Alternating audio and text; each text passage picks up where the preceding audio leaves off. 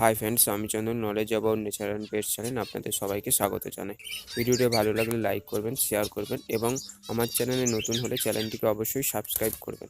আজকে আমি দেখাবো, আজকে হচ্ছে 5 পেয়ার্স ফিঞ্চ এবং হচ্ছে 1 পেয়ার জাভা পাখি কিনেছি, সেটাই আজকে আমি দেখাবো, আপনাদের সাথে শেয়ার করব।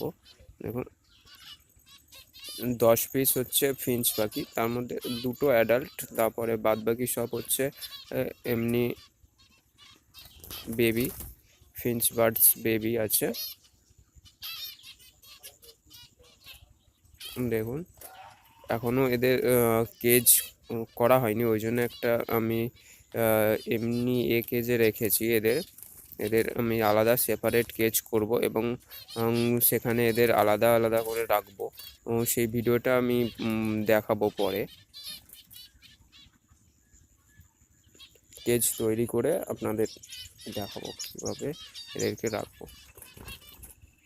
এদেরকে আমি আমার হচ্ছে 3 পেয়ার ফিঞ্চ পাখির কলোনি ছিল, সেই কলোনির মধ্যে এই খাঁচাতে রেখে সেই কলোনির মধ্যে রাখবো।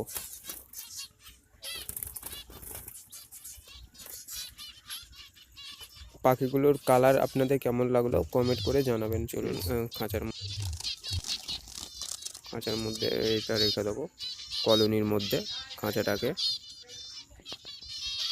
দরজাটা খুলছি, ভিডিওটা একটু পোস্ট করছি যাতে খাঁচাটা রাখতে পারি।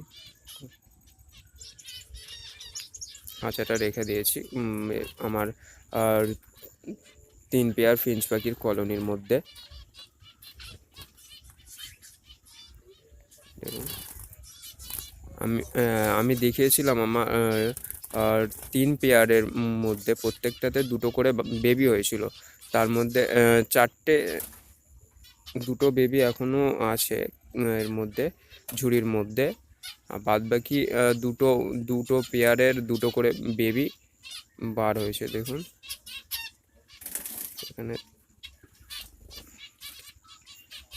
বেবি ঝুড়ি থেকে বেরিয়ে গেছে। দেখুন, বেবিগুলোর ঠোঁট ওই কালো কালো হয়ে আছে, এখনো ওরা হয়নি।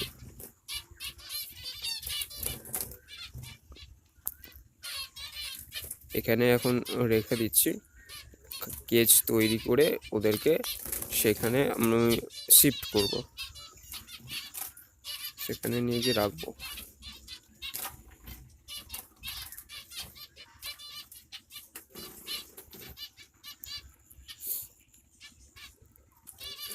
দেখুন, এখানে 3 পেয়ার আমার অ্যাডাল্ট পেয়ার আছে এবং হচ্ছে 4 পিস বেবি বাইরে আছে।